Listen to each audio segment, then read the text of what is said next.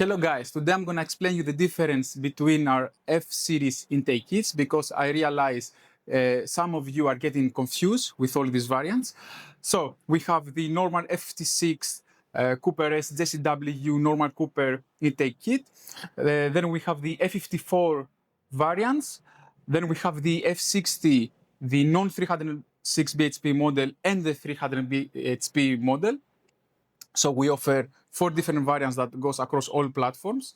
The difference between each of them are minors. More or less, the airboxes are similar. For example, the F56 airbox and the F54 airbox are exactly the same with difference in the air diverter.